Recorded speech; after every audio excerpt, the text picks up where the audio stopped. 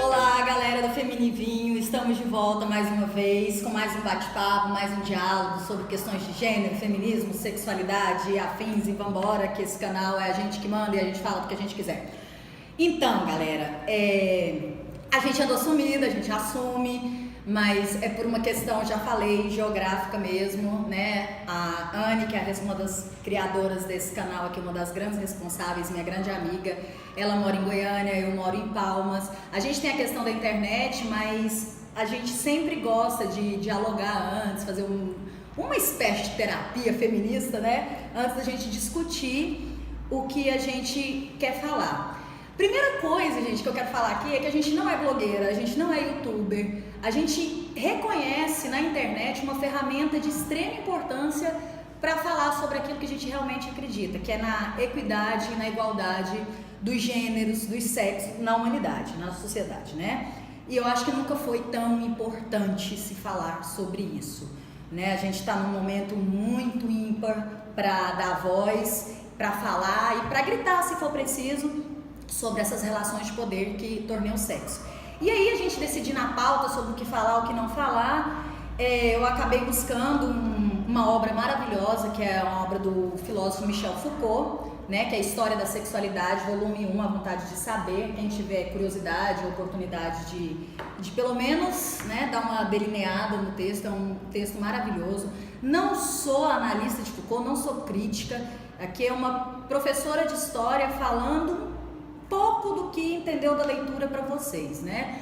O Foucault, ele tem uma leitura incrível sobre a questão da sexualidade na história. O que seria a sexualidade? Idade, né? Feminilidade, a palavra idade significa experiência. Feminilidade como a experiência do feminino. Então, sexualidade é a experiência do sexo.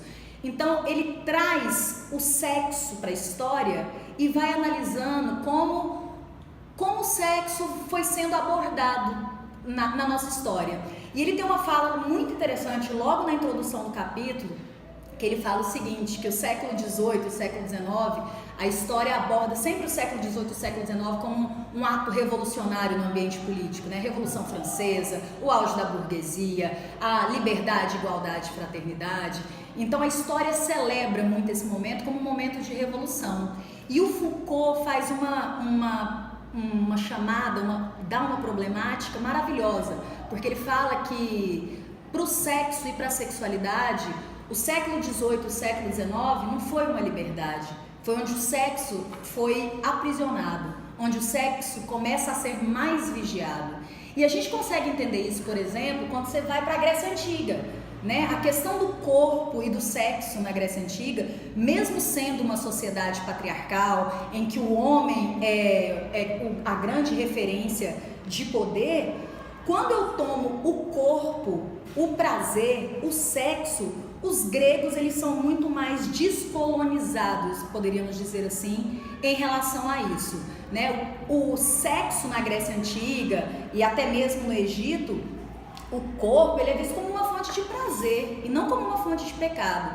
É na Idade Média que essa concepção com o cristianismo vai começando a mudar. Então Foucault fala que a partir do século XVII e quando a gente chega no século XIX, que é a Era Vitoriana, né, que é a rainha da Inglaterra, a Era Vitoriana, ela aprisiona o sexo, ela determina lugares para o sexo, ela determina papéis, competências para o sexo, e ela vai polarizar o sexo no feminino e masculino. São os lugares do sexo. E aí, como é que a gente lida com isso no mundo de hoje? Se o sexo tem um lugar, significa que existe uma relação de poder muito forte aí. E a gente já falou sobre isso, né? Que é a questão de gênero, tá lá no nosso primeiro diálogo. A Joan Scott, que é aquela grande historiadora americana, o conceito dela é maravilhoso. Ela fala, o que é gênero? É uma categoria relacional de análise. Quando eu falo relacional, gente, porque se relaciona. Então, masculino e feminino, eles são construídos a partir do outro, a partir dos contrários. Lembram da aula? Se o homem é forte, é porque a mulher tem que ser frágil. Se o lugar do homem, do masculino, não vamos falar homem, do masculino é o ambiente público, porque o feminino é o privado. Só que a gente chegou num momento de inúmeros contextos históricos, e a gente teria que ter uma aula só de história para abordar sobre isso, que o sexo rompeu o seu lugar, né? O movimento feminista tá aí, mulheres no espaço público, dando voz, tomando espaço em todos os ambientes, e outras sexualidades também surgindo, outras formas de viver o corpo, de viver o sexo, sendo tratado como tem que ser. O indivíduo vive o seu próprio corpo como ele quiser, da forma que ele quiser, né? Então o Foucault nos convida a pensar o sexo como um território colonizado. O corpo colonizado por prática, por pensamentos, por hábitos, por papéis, por estereótipos. Então olha como isso é maravilhoso, né? A gente quebrar o século XVIII, o século XIX como uma grande transgressão, como uma grande revolução.